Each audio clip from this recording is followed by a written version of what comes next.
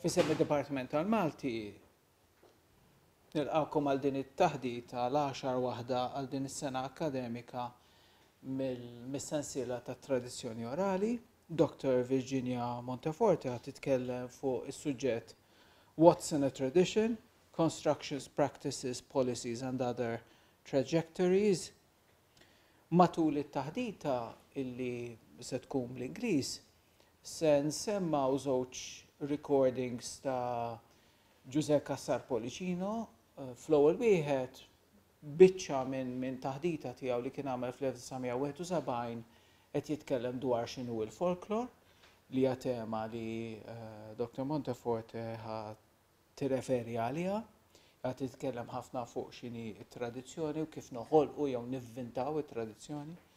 U t-tieni silta hija minn Cassar Pullicino qed jitkellem dwar il-poeżija popolari, il-kwartini illi ħafna nies kienu jgħannu fil-ħajja tagħhom tista' tgħid ta' kuljum. Fuq dawn ir-recordings nixtieq bħala dipartiment u f'isem id-dipartiment nirringrazzja l Joe Borch li llum huwa membru tal-Kunsill tal-Akkademja tal-Malti għax-xogħol imprezzabbli li għamel biex it-tapes oriġinali jissarfu somma format li huwa iktar qrib dak li nistgħu nużaw illum. Dr. Virginia Monteforte is a social anthropologist and a photographer. Her work deals with social memory, politics, material culture, migration and literature in the Mediterranean. She studied at the Faculty of Arts and Philosophy at La Sapienza in Rome, where she graduated in ethnology of Mediterranean cultures. She wrote a first thesis about practically contemporary Maltese literature. It's an anthropological study of contemporary Maltese literature, focusing mainly on the relationship between the new generation of writers and the established generation of what we would call today the modernist movement, the 60s movement. And then she studied at the École des Hautes Études en Sciences Sociales in Paris, where she received a PhD, got a PhD in social anthropology with a thesis which focused on memories of the conflict in the 1960s, the political and religious conflict in the 1960s. Constructing the incurable memory and political opposition in Malta. She has also worked in literary publishing and literary translation, and she is a part-time visiting lecturer at the University of Malta in the Department of Anthropological Sciences and co-founder of RIMA, a project dealing with displacement and exile, created in Malta in 2014. It's with great pleasure that I ask Dr. Monteforte to begin her talk.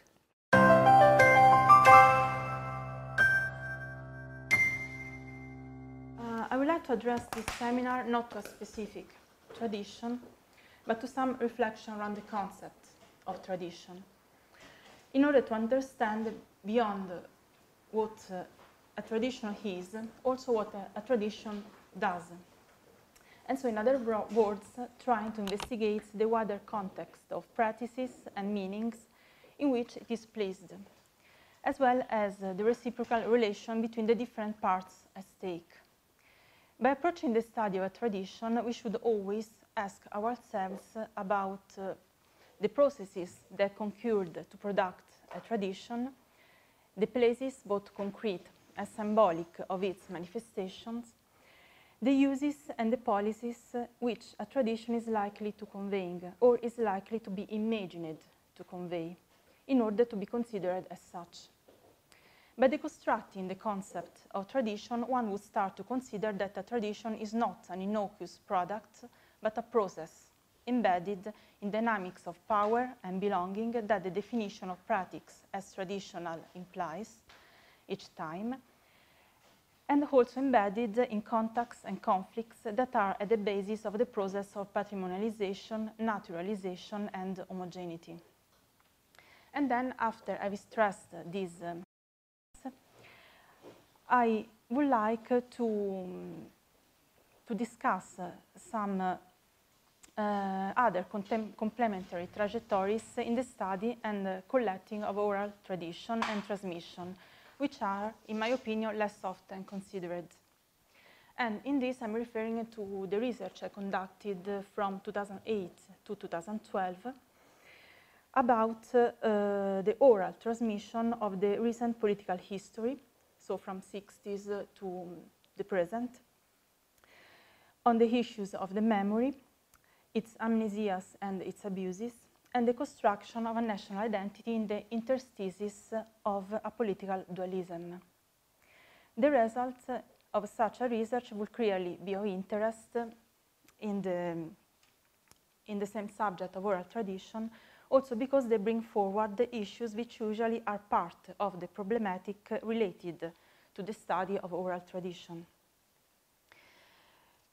So, let's start first from the definition, because as other words like culture and identity, tradition is a rather problematic one, and is a term to be taken with a grain of salt, so never both hands, and by different perspectives. Etymologically, as we know, the term would start from the Latin word traditio, traditionis, meaning transmission, delivery. It is close to the verb tradere, and it retains strong links with the word translation, coming from the same family. It belonged at first to the legal context, as the word auctor, auctores, auctoritas, which is another word important for the context in the tradition and oral tradition. And only further on, it started to be utilized also in other contexts, in order to designate a wider set of practices and contents, like tales, poems, myths, habits, rituals, customs, and so on, all of them transmitted from a generation to the subsequent one. So the word tradition evokes both a sense of immobility, insofar as we can consider them traditional, these elements and practices should be enacted according to repetition, should be true to themselves. And at the same time, an idea of movement, because they pass from hand to hand, from a person to another, from a family, community to another, from a generation to another, further and further apart from their origins, so that the community that preserves a tradition is not the same as that of their origin. Speaking of which, they are often left in a vague, distant past. The vagueness may indeed help to give a necessary patina, which is essential to perceive the tradition as more authentic, true, deep. However, many traditions which are considered very old are not quite so. On the contrary, they belong to a recent period and are the result of a planned construction. This is pointed out by Eric Hobsbawm in his The Invention of Tradition. Here, in the introduction, he stresses how this antique character would be just a pretext, and that customs we thought to stretch past centuries or millennia, or which we imagine to have originated spontaneously, would instead be far more recent and the result of highly rational operations. So he says, in fact, that traditions which appear or claim to be old are often quite recent in origin, sometimes invented. He also says that inventing tradition is taken to mean a set of practices normally governed by overtly or tacitly accepted rules and of a ritual of symbolic nature, which seek to inculcate certain values and norms of behavior by repetition, which automatically implies continuity with the past. In fact, where possible, they normally attempt to establish continuity with a suitable historic past. And he also points out the peculiarity of inventing traditions, that the continuity with it is largely factitious, referred to the historic past. In short, they are responses to novel situations which take the form of reference to old situations, or which establish their own past by quasi-obligatory repetition. It is the contrast between the constant change and the innovation of the modern world and the attempt to structure at least some parts of social life within it as unchanging and invariant that makes the invention of tradition so interesting for historians of the past 2 centuries. So the tradition always connotes itself like a legacy from the past, which nonetheless always sneaks into the present through specific communities that convey its expressions, manifestation and transmission, and also protection. So the relation with a social and historical context, inventor, depository, and means of transmission is pivotal. We could also add that a tradition is a practice always conveying a series of paradoxes, as we saw. So tradition is embodied in practices that are at the same time ancient or conveyed as such, even though they belong to a recent past, and a tradition is an asset, a cultural asset involved in a continuous movement and passages, to which, however, it is also asked to remain the same in order to remain a tradition. A tradition, in fact, that changes comes across as a transgression, a scandal. But at the same time, a tradition that doesn't get a renovated lifeblood from an utilization by new subjects, both individual and collective, is at risk of being put aside and becoming a fossil, also forgotten, something obsolete for the subject and the context of reference, for the social and power relations that are at stake. Another thing we might consider is the many ways a tradition is conveyed. There we will notice that it is always linked to a certain context and generally to specific period, rhythm, places. To convey a tradition is to translate it in a mean, in a support, in a cultural asset which can be both material and, since we are speaking about oral tradition, immaterial or intangible. We all bear in mind that what could pass as traditional asset, and usually the representativeness of such assets is always welcomed as a matter of fact. The underlying process that lies beyond the production, the imagination, the officialization, and the transmission of an asset as cultural, as traditional, as popular, is often forgotten. Moreover, the classification, the treatment can change according to different contexts and to different periods. And we have an attempt of classification of folklore realized now in 1971, if, yes, I'm not wrong, about the folklore by Ġużè Cassar Pullicino. Min dak li għedna sissa, naħseb li anka forsi minn xi qari ġenerali li għamiltu tas-suġġett, nissupponi li diġà għandkom idea jekk mhux fid-dettall għall-inqas insomma ġenerali tal-għalqa tal-folklor x'tikkonkludi, x'tikkomprendi. Kieku kellna nidħlu fid-dettall ta' x'inhuwa u x'mhuwiex folklor, ġifieri kif jinqasam is-suġġett, il-klassifika tas-suġġett, kien ikollna naħlu ħafna żmien u nidħlu daqsxejn ta' għalqa li forsi m'għandniex bżonna għal din l-iskop tagħna ta' dawn il-lectures tagħna. Biss jiena ppreparajtilkom issa nagħtihomkom u jiċċirkolaw għidilhom it-tajpjawhomkom mill-ħafna sistemi ta' klassifika tal-folklor illi ġew imresqin minn studjużi minn żmien għal żmien. Jiena għażiltilkom tnejn illi fil-fema tiegħi huma prattiċi mingħajr dettalji żejda u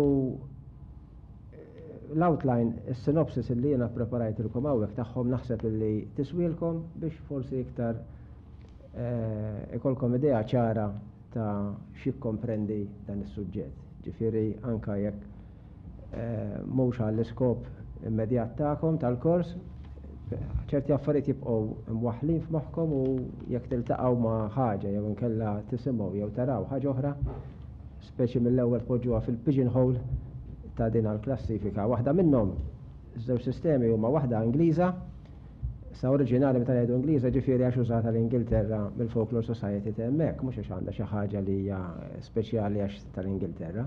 Ma waħda użata mill-Folklore Society tal-Ingilterra illi antika wisq mhijiex għax xi 1945 minn għalija kienu raw il-bżonn illi huma stess jikklassifikaw il-materjal tagħhom fuq bażi iktar prattika mingħajr ħafna dettalji żejda u kienu ħarġu għamlu dawn ix-schedules tal-klassifika li jiena tajtkom biss is-synopsis tagħhom.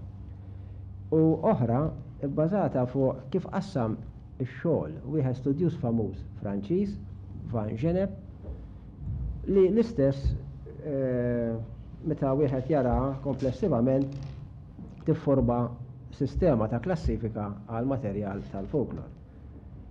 Ħafna mill-dettalji tagħhom huma komuni kif tistgħu tissoponu u kieku kellna nagħmlu l-iktar waħda forsi xjentifika u reċenti ta' ċertu wieħed Amerikan. Kienet toħdilna forsi daw darbtej u kieku konna nimxu fuq tal-Irish Folklore Commission li l-istess għandi l-sabari tagħha ma tajtulkomx, dettaljata wis iktar u forsi l-iktar waħda utili għal min irid jagħmel xogħol ta' tiftix bħala fieldwork. Biżżejjed iżommu fraskom da biex taraw fuq x'inhuwa s-suġġett. Għaw pereżempju żmien biex nidħol biex naqrawhom m'għandix, ngħidilkom biss fuq x'inhuma il-main headings. Tal-Folklore Society tibda fuq l-ewwel klassi tagħha titratta fuq mankind, tibda fuq twelid, ba'mudija, tfulija, lingwaġġ ta' meta nkunu żgħar, baby language, drawitta meta niżżewġu, drawitta meta mmutu ta' tfin u ġifieri affarijiet li għandu x'jaqsmu fuq dwar il-ħajja. It-tieni klassifika fuq attivitajiet tal-bniedem tibda minn biedja, sajt u snajja u mediċina popolari, ikel, lob, il-biż, festi, fieri u drawwiet oħra soċjali. It-tielet klassifika li għandha x'taqsam mad-dinja tal-bejjem u tal-ħxejjex u minerali. Ir-raba' taqsima fenomeni naturali, is-sema, l-art, il-baħar u n-nhar. Klassi oħra għandha x'taqsam ma' drawwiet li għandhom x'jaqsmu mal-kalendarju, mal-istaġuni. Oħra titratta dwar il-seħer u s-seta supernaturali, u għawek jidħlu twemmin dwar dak li bl-Inglis ngħidulhom changelings, bil-Malti għandha l-kelma tagħha il-mibdul, apparizzjonijiet, ħares, laqlajn, u li taqra l-fortuna u affarijiet bħal daw. Sezzjoni oħra hija folklore reliġjuż, leġendi u drawwiet u twemmin li għandhom x'jaqsmu ma' Kristu, l-Qaddisin, il-Madonna, mirakli, ex-voti, dawna li għatanna ħafna għaw Malta minnhom fil-knejjes iż-żgħar speċjalment tal-ħula. Meta wieħed isib ruħu jew f'periklu ta' mewt jew marda kiefra li bista jeħles bidna, jagħmlu il-wedi u mbagħad il-wedi meta jfiequ jaħduhom forma jew pereżempju tmorru tal-Grazzja għaż-Żabbar, issibu ħafna minn daw taħt forma ta' kwadri żgħar, kwadretti żgħar li juru l-inċident li minnu ħeles mill-mewt, jista' jkun jew mill-arqa tempesta kbira, jew inkella xi inċident li kien se jagħmlu xi pereżempju karettun jew inkella l-ġebla kien se taqa' fuq u mbagħad mirakolosament jeħles minnha u dik ix-xena tkun rappreżentata f'daka il-kwadru illi ħalli hemmhekk bħala ex-vot għax ikun għamel il-weda illi għandu jagħti dik jekk jaqla l-grazzja illi jkun qed jitlob.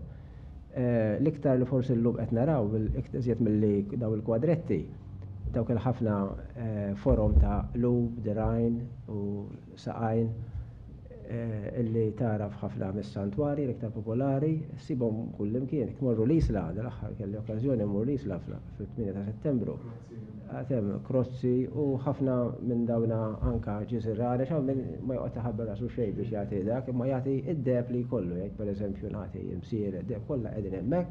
So, Cassar Pullicino illustrates in this recording two different I can say academic or study tradition of folklore. He speaks about the British tradition of the Folklore Society, that is a society founded, if I'm not wrong, in 1878 and still exists, and of the study by the anthropologist Van Gennep in France, that actually developed the folklore as an academic subject in France.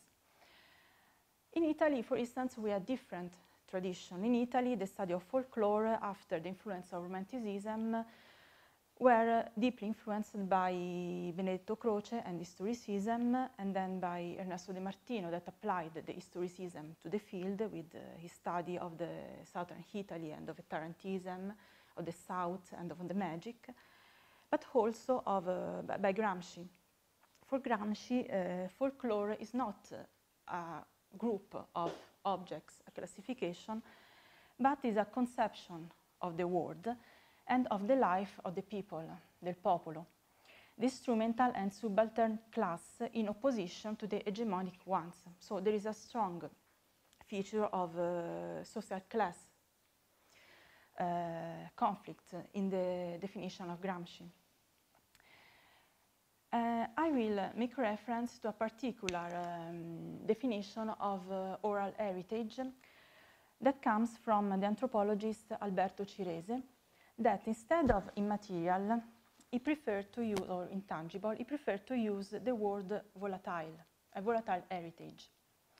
Volatile heritage are songs, fairy tales, ceremonies, rituals, and shows that far from being immovable assets, they need to be reenacted more and more times in order to be enjoyed. They are at the same time identical and changing, and they risk to be lost forever if they are not fixed on some durable support. So, the word volatile is a definition that accentuates the idea of movement and transience of the asset. The reenactment and the re-execution make sense if linked to a specific community, territory, and to a specific moment of the year that should be respected. Cirese points out another pivotal aspect. Their visibility as cultural assets beyond the local communities that produce and enjoy them is also related to the activities of surveys and research that are applied to them. So a cultural asset, traditional asset, can become as such after that a study, a particular research, will authorize it as a cultural asset, as a traditional asset. And to show you, to get an idea about a complex organization of the study of oral and traditional assets, we have this table that illustrates how this study can be conducted according even to different contexts, archives, on the field, on the museum, and so according even to different, supported on different methods. And this is taken by Roberta Tucci, Beni etno-antropologici immateriali. But this is just to give an idea. It's in Italian, so I'm sorry if some of you cannot understand it.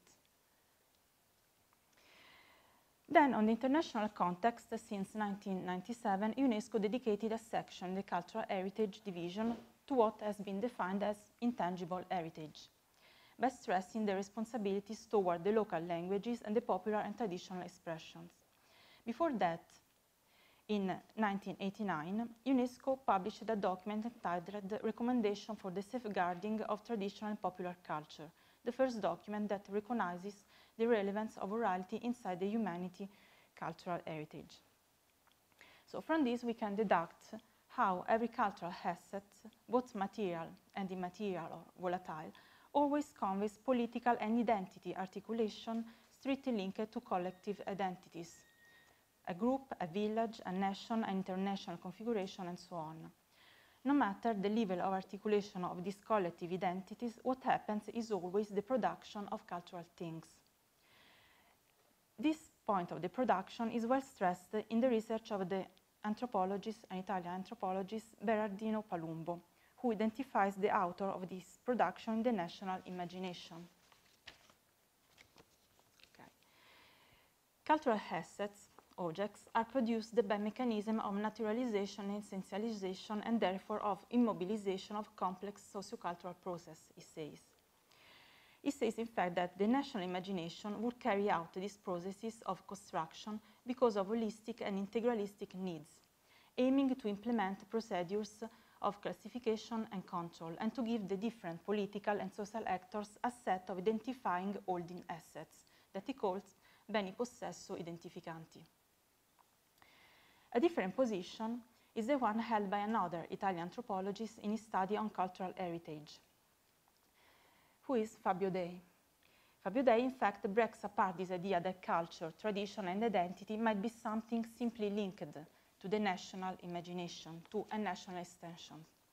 So, if we cannot deny that the nationalist discourse interacted with the historical, linguistic, artistic, and ethnographic definition of the concept of heritage, one cannot just use the notion of culture and heritage as byproducts of the national discourse, since, and I quote his words, a certain idea of heritage is historical anterior to the nationalism, in the sense of an awareness about environmental, monumental, material assets, where the memory and the history of a group express themselves, that are considered as emblems of its unit. And he says also, if behind the notion of heritage there is always the imagination of a community, we cannot always tell which community is, from time to time, imagined, which groups and social interests are involved, which dynamics between the hegemonic and the subaltern are at stake, which relations are established with the academy and with the mass media.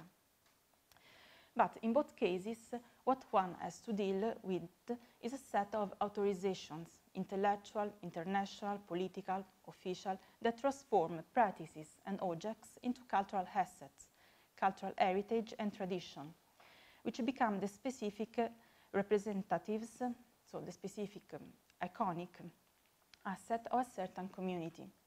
As already pointed out, the iconic value of tradition, cultural heritage, and so on is rather passively accepted. The fact that just certain specific cultural aspects tend to be chosen to the detriment of others in order to represent a certain idea of cultural heritage, which is eventually naturalized, essentialized, and presented as if it were atemporal, is rarely put into question. The subjects behind the process, the political and intellectual elites, the reason behind and the addressee of such a process are seldom investigated too. For example, we could have the foundation of a museum that decides to select a particular collection and call itself an ethnographic museum, as it happens here in Malta for the Inquisitor Palace. What are the implications of such a name? Which objects are exhibited? What is the language of the setup? What do the captions say? What is the venue? To whom is the museum or the exhibition mainly addressed? Which are the connections with the community in which it was structured? These are questions that could help us to think about the point that have been just raised when we speak about the construction of a tradition.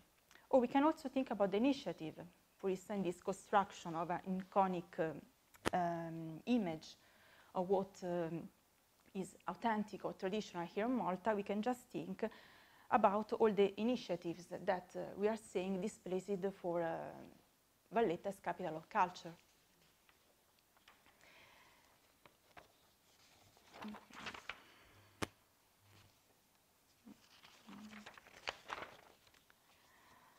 Where, in fact, we have the promotion of specific idea of Maltese culture, traditional Maltese culture. And in all that, what becomes of the transnational identity expressions or of the heritage of more restricted communities, of the process involving not hegemonic groups and logics, and how to investigate and represent also other cultural expressions, those not yet naturalized as heritage? Are they part of an heritage for a start? Which are the limits of what is considered a cultural, oral, traditional heritage? In other words, as the above-mentioned Fabio Dei suggests, these are some questions we could address to develop other perspective in the study of a tradition. So how to reproduce cultural identity representation, avoiding at the same time their naturalization. So how not to make a tradition like a fixed object that we cannot put into a question.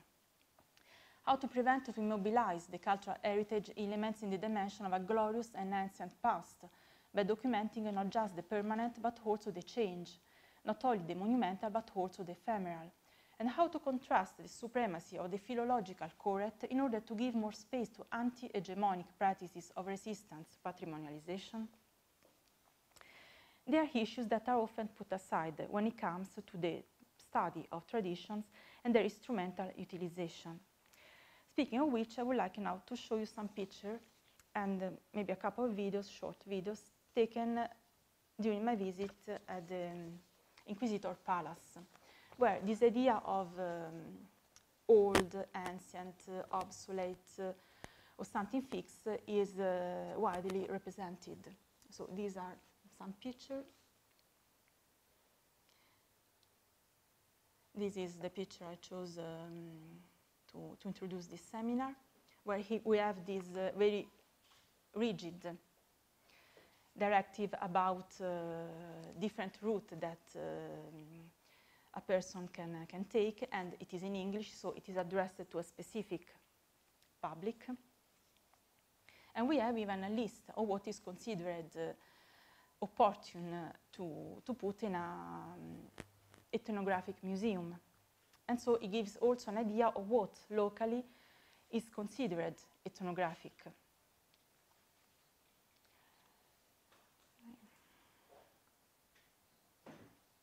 And this is another particular set of particular rooms where, in fact, I think that the captions are maybe too much invasive, and where the visitor is, even in this case, addressed in a very rigid way, or how to interpret, or how to read, how to visit this place too. And particularly these rooms remind me one of the cities described by Calvino in Invisible Cities, which is the city of Tamara. So I read just a few lines. Okay. But I would also like to show you a video about it while I'm reading. Should be this one.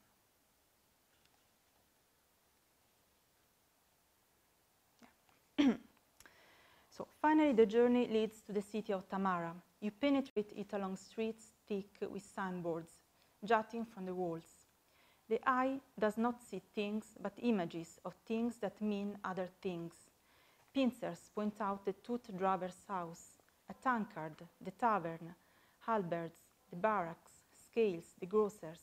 Statues and shields depict lions, dolphins, towers, stars. A sign that something, who knows what, has as its sign a lion or a dolphin or a tower or a star. Other signals warn of what is forbidden in a given place and what is allowed. However, the city might really be, beneath this thick coating of signs, whatever it might contain or conceal, you leave Tamara without having discovered it. And this is, I think, the same impression that we got by visiting this room. And then there were other parts where there were this mixing of multimedia explanation, but that reproduced this idea of ancient, of popular. For instance, here, the girl representing the witch is a woman from the lower classes. And here we have other example of what I was saying. For instance, in this case, this furniture that in another room would have maybe appeared as an historical furniture is used just to prevent the access to the room. Or here we have tools that are referred to some hands and craft, like the one related to the cottons. Here there is the guardian rooms, even that with the furniture that correspond to what we expect to see in that place. And here there are other pictures that illustrate this mixing between present rigid indications and this reconstruction of the past. And here there are other interesting things, but then haven't patrimonialized yet. So there was any reference about, for instance, this very interesting graffiti. And in this case, a friend that was with me, who is half Egyptian, she said that this is actually very interesting writing because there are all capital letters, for instance. But I didn't find any reference in the museum about this graffiti, and it was full of graffiti. Okay. So, the images and the video we just watched allow me also to talk about another aspect linked to the tradition. We saw, and also from the museum, that tradition can also evoke a sense of obsolete. About the concept of obsolete, an interesting contribution comes from the literary criticism in this case. So, was another thing, as I forgot. For instance, even the carob syrup has become part of of heritage. It has the logo of Heritage Malta, and they were even twisties sold as a traditional, typical Maltese products. Okay. And then we have. Okay. So, in this book, by the critic Francesco Orlando, the obsolete objects in the images of literature, he develops a Freudian idea of literature. And he says that literature is the imagined place of a return of something repressed, or a photographic negative of the culture from where it exudes. Usually immaterial, this something repressed materializes itself in obsolete, old, antique, out-of-action objects. That is, objects that are removed from any utilitaristic, capitalistic, productive context and meaning. Old-fashioned objects that very often we can find in poems, novels, tales, according to the author, are due to the fact that Western society will be characterized by functional repression, especially after the Industrial Revolution, where literature will be the expression of the return of the anti-functional repressed, or what was removed from the productive process. And this aspect is further explained by the critic Piero Bottaini, who in the introduction, in fact, stresses that the obsolete objects gain in poignancy after the turning point in the culture provoked by the Enlightenment and Romanticism, crossing the French Revolution. Not without reason, the 19th century is the century of the novel, of the Industrial Revolution, of the bourgeoisie. Most of the things that used to be functional before this passage are now not functional. When a world comes to an end, as the Ancien Regime did, and when the industry produces new goods, the obsolete objects become a pile, and melancholy, nostalgia, a feeling of the end, and a large number of returns of the repressed things crawl in the mind. Nostalgia is a strong element, not just in literature, but also in consumption and advertising, for instance. More and more, it happens that what passed for traditional is in fact selected, constructed, and reactualized in terms of consumer products, events, objects to sell, food, recipes, and so on, especially in the touristic industry.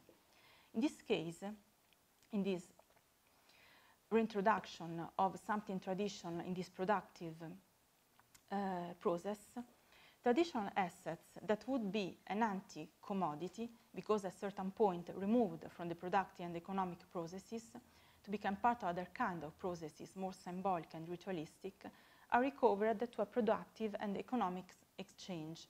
So from being an anti-commodity, a traditional asset can be a commodity, and so a piece of merchandise.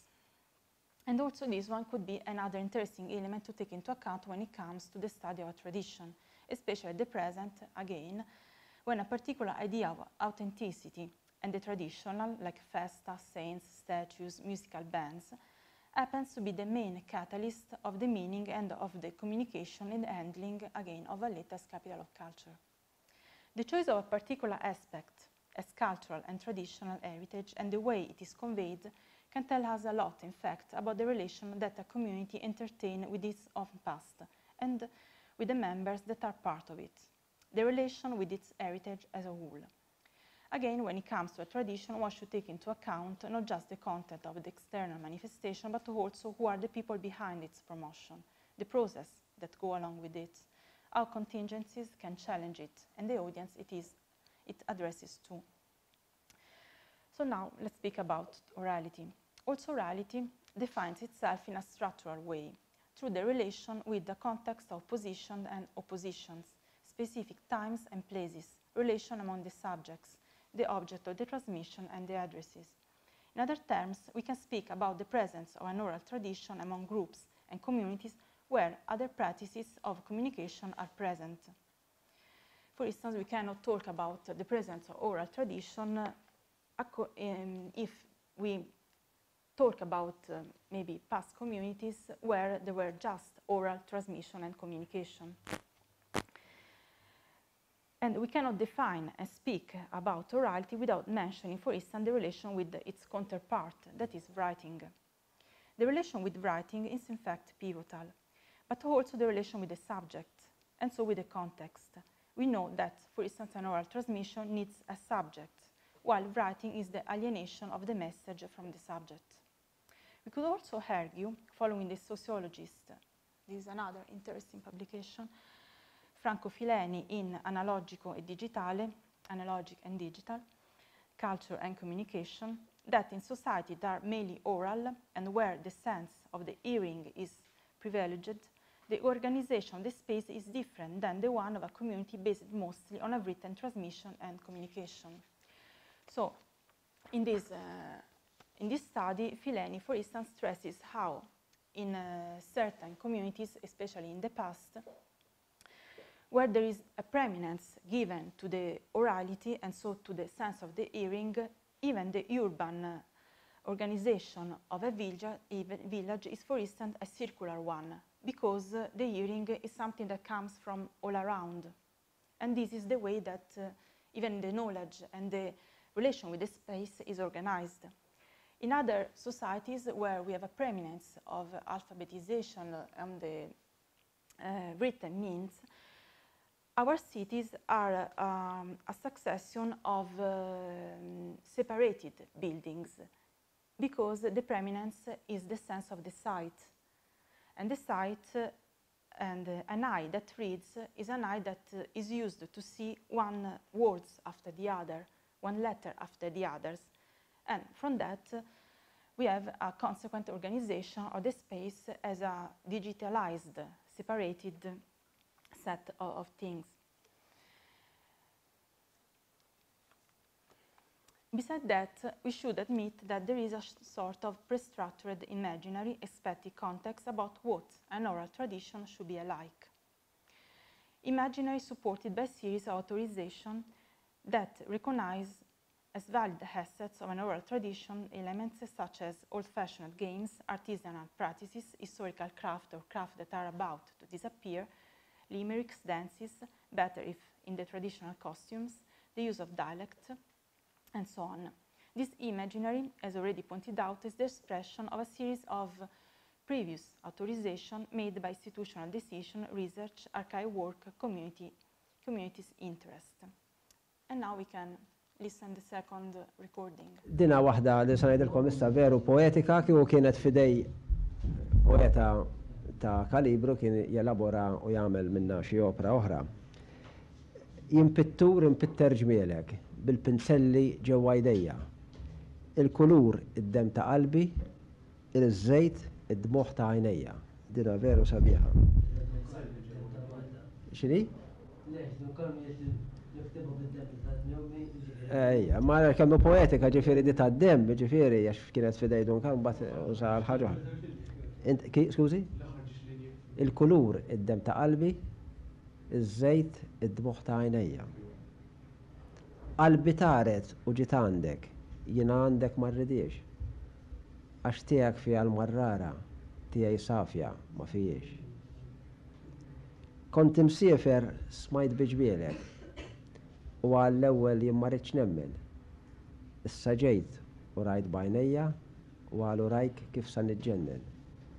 Dina ma nsemmilkomx il-persuna, però di veru għannija wieħed wara li kien għamel snin jaħdem barra, wara li ġie ġurraħal tiegħu, u permezz tagħha beda sakemm waslu żba kemm iżżewweġ il dik li kien qed jagħnilha.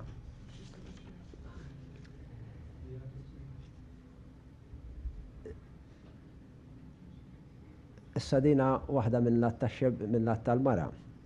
aħħar waħda. Meta kont xebbaan tommi, kemm kont nixtri ħwejjeġ sbieħ. Issa sfajt mara miż-żewġa, waħda niran, l-oħra mbieħ.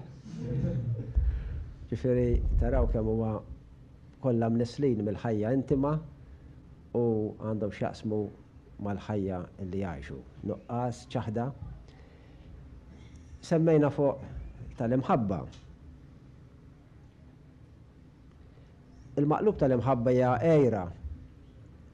Għejra għaliex jew ir-raġel jew il-mara ma jkunux sabu korrespondenza fil-ħas tal-imħabba li jkollhom u allura jinfexxu biex id-dwejaq tagħhom biex dik li hija mħabba malaj tinbidel f'mibeda.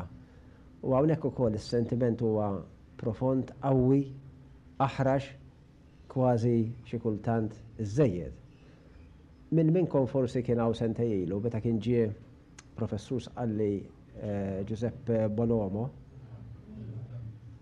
kien ta' lecture bħal dal qed nagħti llum jien fuq dil-kwalità ta' għanjiet sqallin u konna qednielu wara l-lecture illi xi ħaġa simili b'sentimenti ħoroġ bħal tagħhom għandna wkoll hawn Malta. Dawn huma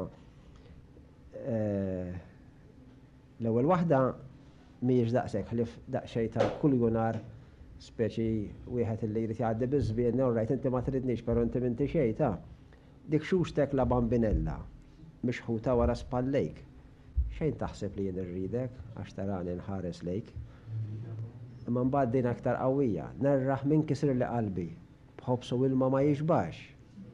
Jixteħed ġoqqieħ ta' sodda lejn wiċċu ma jħares ħadd. Nerraħ min kisir li qalbi, jeħdoħ b'seba' kataletti, l-imħadda tal-imsieber, is-sodda tal-istalletti. So, whatever there are the language and the subjects implied in them, orality and writing are often embedded in a continuous and reciprocal relation. And that is what we can find in this book. I would like here to bring your attention on the introduction written by the same author, where he pens the studies of tradition and folklore and the collecting of tales in Europe and especially in Italy, where they led to a conspicuous accumulation toward the end of 19th century of a mountain of narrations taken by the mouth of the people in different dialects. But, as he stresses, it was an heritage destined to be confined in the libraries. It wasn't meant to circulate among a wider audience. There wasn't an Italian Grimm. So the editor gave Calvino the task to be actually a sort of Italian Grimm. The tales collected by Calvino, translated from dialects into Italian, are the manifestation of this conflict of context, interconnection, the reciprocal relation with culture, tradition, and oral tradition find their nourishment. At the same time, we can retrace in the words of the author clues toward the undermining of the assumption according to which, traditionally, a collection of oral popular tales should be made.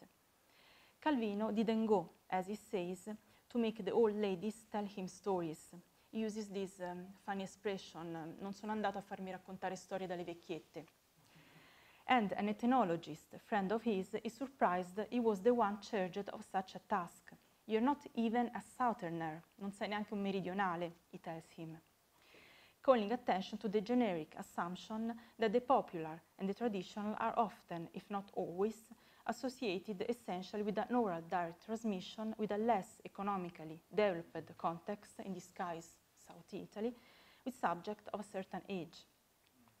He dedicates himself to a long philological and literary work instead, that he describes as a plunge into an unknown sea, into which others before him over the course of 150 years had flung themselves.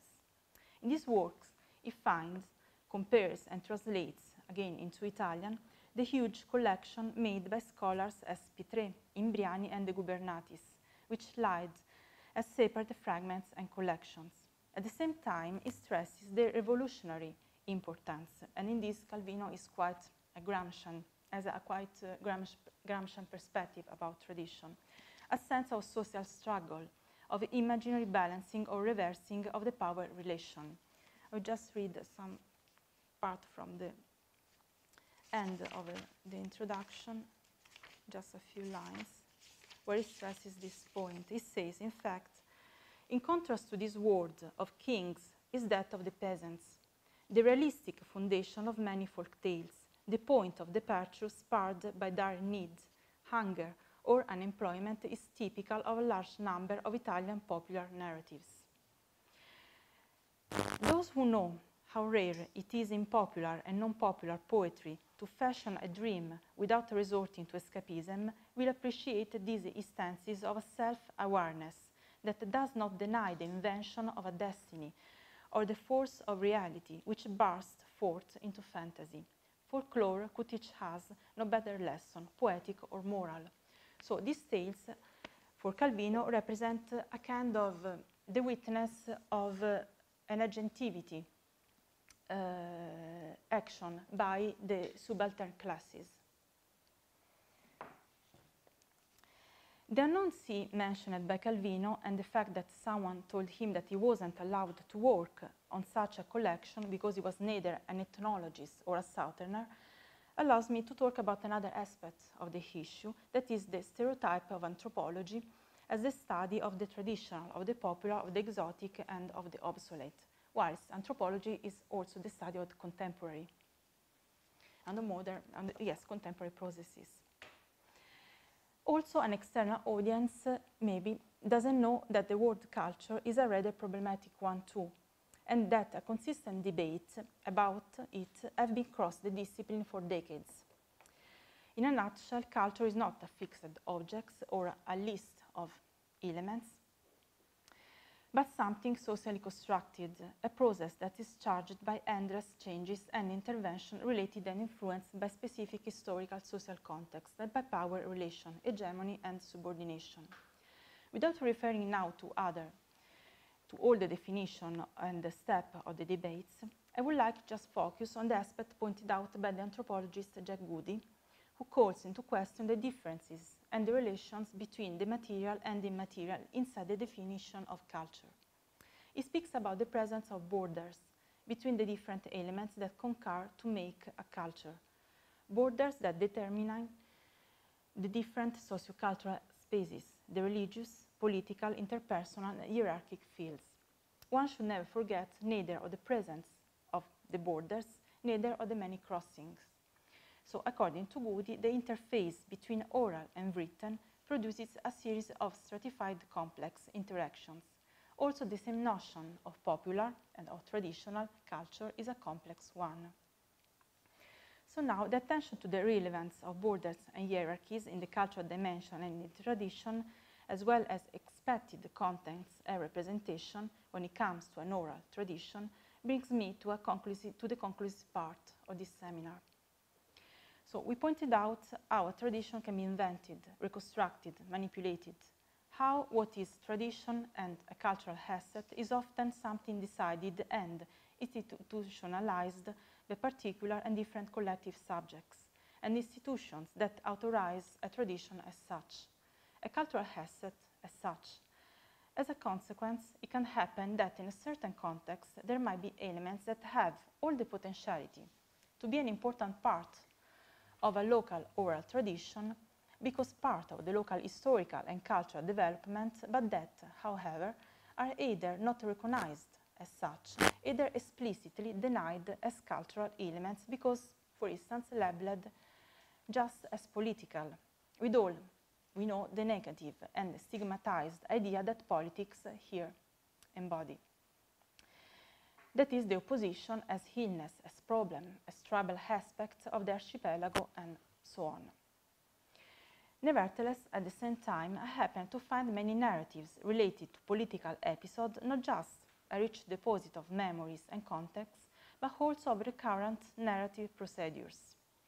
There, the political dualism is one of the main content organizers of many memories, communications, and relations.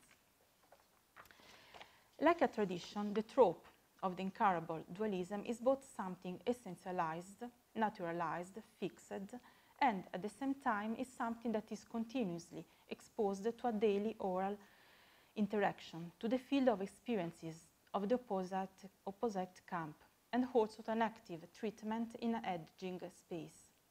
A space which is made of the encounter between heterogeneous stories, judgments, opinions, and knowledge about not just themselves, but also about the others.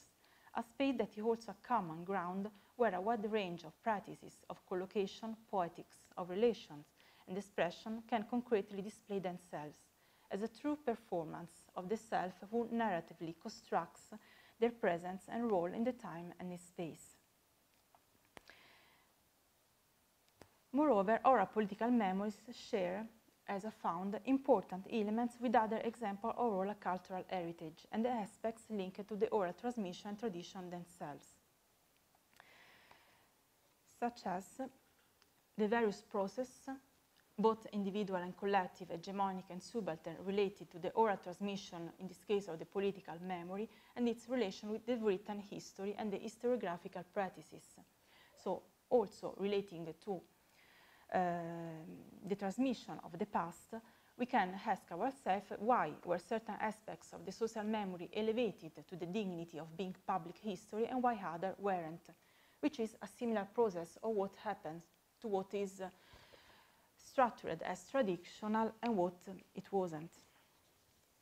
And then I also noticed the performativity aspect and the particular narrative style which called into question more universal narrative structures, local biographeme, and the recurrence of objects, places, and situations of memory as support, but also as elements that the person thought he or she should include in their memory because already part of a collective memory about that period. The biographeme is a concept by Roland Barthes that was then taken by, for instance, the anthropologist Daniel Fabre, and that they are a point of compulsory point of passage when it comes to a biography. So about the first point, the relation between oral and written sources and hegemonic and subaltern memories, for instance, I found quickly that labor memories, and I would just to point out that my research stopped before 2013, which was a rather important turning point for the political situation on this island. So it appeared that labor memories from 60s onwards found mostly their way in an intimate, more restricted and not so official, in the sense of officially constructed, avenues of perpetuation and transmission, such as oral recollection, intimate recollection, individuals, families, villages' memories, and village archives. I found also written documents as well, but speaking of which, most of them were self-published texts, political almanacs, biographies, and partisan articles, which could be considered as an intermediate genre between the oral transmission of these memories and the official character of the public written history. On the contrary, on the nationalist side, in addition to a similar range of sources, one could have also found a more official range of supports of memory. Publication whose authorization was steadier than the labor ones and utilized in the academic context or national TV programs. To this, one could have the strongest and better defined official and national commemoration sets, which could count on public places and public events more structured than the labor ones, whose people showed to be more aware too.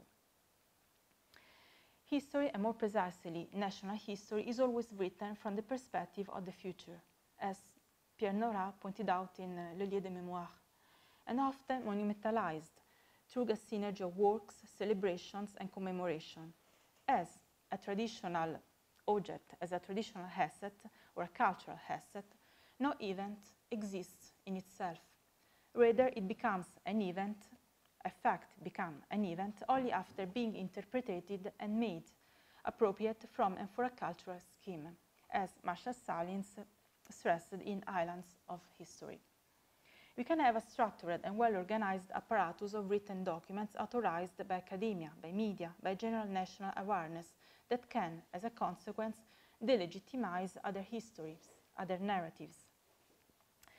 But also the presence of a conflict of opinions and memories emerged more as an intertextual issue, the presence of partisan sources or the absence of documents, than infratextual one. The conflict was in the narratives, in the oral narratives, but as a strategic introduction, as a narrative structure, as the justification of history that couldn't be written yet. Now, one might consider that the same political dualism and the conflict that are its corollaries are pivotal elements in the development and in the elaboration of an identity and historical awareness too. As already pointed out, though dualism is something naturalized, built by a literary and political tradition as an endemic and atemporal aspect of the Maltese society, there is nothing passive or naturally essential about it. Rather, it is an active and agentive way of talking about self and the other, of establishing and crossing borders, handle social and political capital. So now about the second point. We saw that local political memory is embedded in a continuous relation both with the written documents and with collective schemes, places and objects of memory. Apparently, we cannot even talk about the existence of an individual memory because memory is always a social phenomenon. Because always structured in social frames of representation, in the organization of a system of values and a set of hierarchies, as pointed out in Les cadres sociaux de la mémoire, the social frameworks of memory by Alwax. Moreover,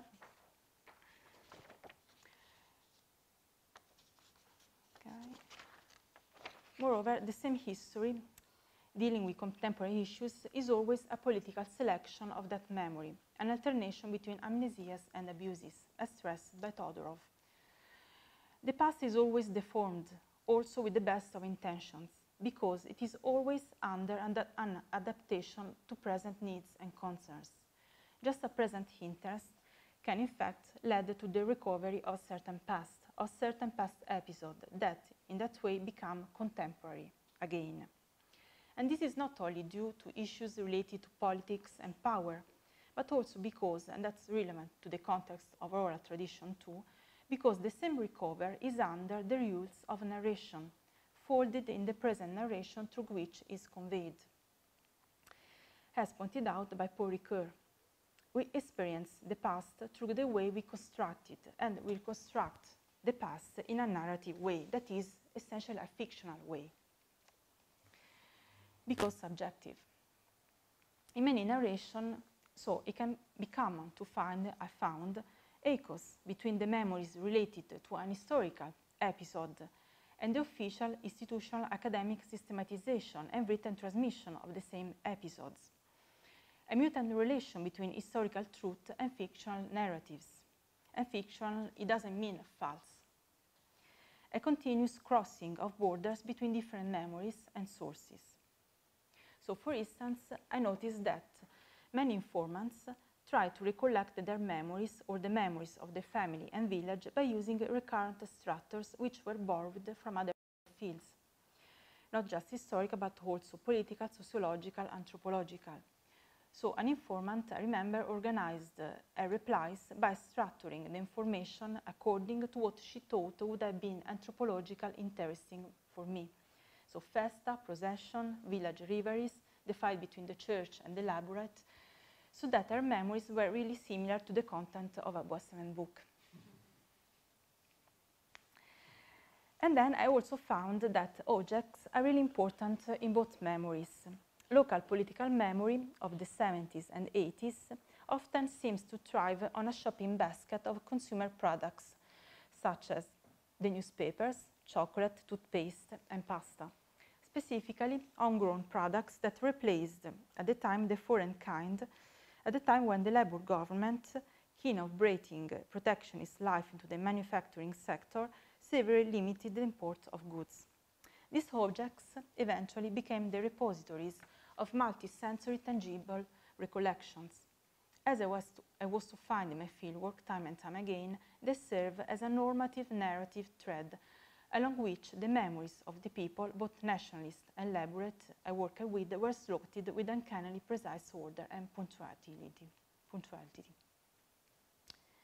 And then, about other recurrent structures I remember in all these narratives, I could retrace the development of the tale around the construction of an heroic figure and of an antagonist, schemes of departure and return of an heroic figure, symbolic tools in the hand of the hero that allowed him to rise, events organized as acts of provocation and replies, deceptions, offenses and demand of apologies from both sides, and so a peculiar mechanism of the reciprocity.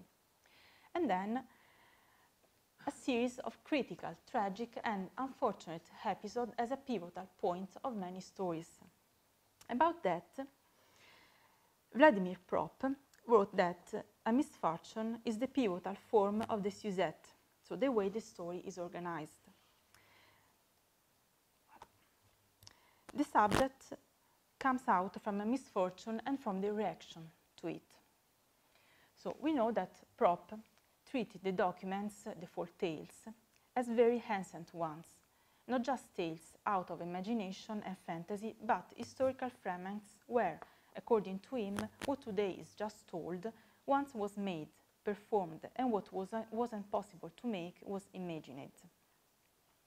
According to Propp, the constant aspect of the structures was to be traced in the connection between orality and a set of magical, symbolic rituals of initiation. The aim of such rituals would be the one of directing the person toward the acquisition of a final position which was defined and acknowledged in the community where the person implied belonged. In other terms, the adult society through the succeeding of a text.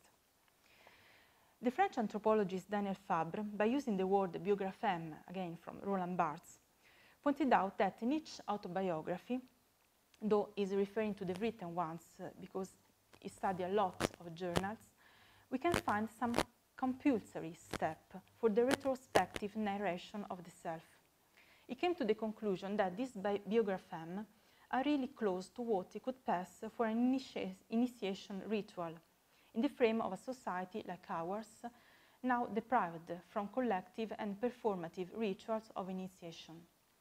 Every ritual of initiation is the production of the individual, the access to their full existence in a given social order. So we can all hypothesize that the narration of the past, where one can retrace a strong interlacement between personal memories, social structures of memory and written documentation, could convey a certain performative placement of each individual within their groups and their community, within the context they belong to. A placement that is stated also dialogically and that can always be reactualized through the narration. By the way of conclusion, there is so an oral tradition related to the political and social past, made by repetitions, connection with other stories, logics, and a conflict of spaces and legitimacy with the written, constructed as official documentation of that particular memory.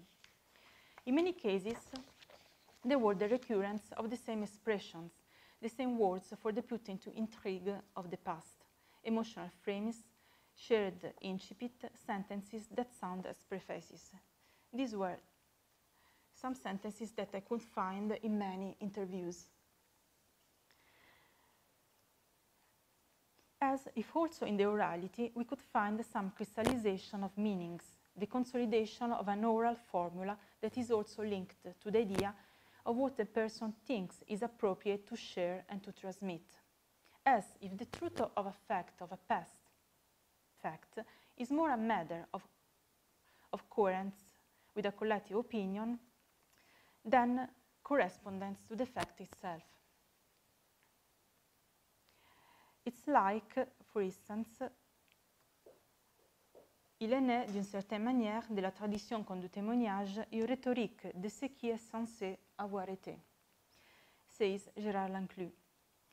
That is, both in tradition and in witnessing, there is a rhetoric of what is supposed having been happened. The past is mainly organized around dualism and bipartisanship that can also be considered as a trope of endemic popular discourse and a formal rhetoric. Moreover, they might be understood as a traditional, the dualism and bipartisanship, as a traditional homegrown dialogical product suited for a range of purposes, both practical and symbolical. In conclusion, this was just to stress how it could be fruitful for local oral tradition studies to widen their field also to what hasn't yet been considered part of this oral heritage, like memories linked to a political oral heritage. But that, as I hope having illustrated, share not a few dynamics and processes with them, and that could maybe help to enlighten all the political, social and manufactured aspects that any tradition, also the one that appears as the most harmless, can, on the contrary, conceal.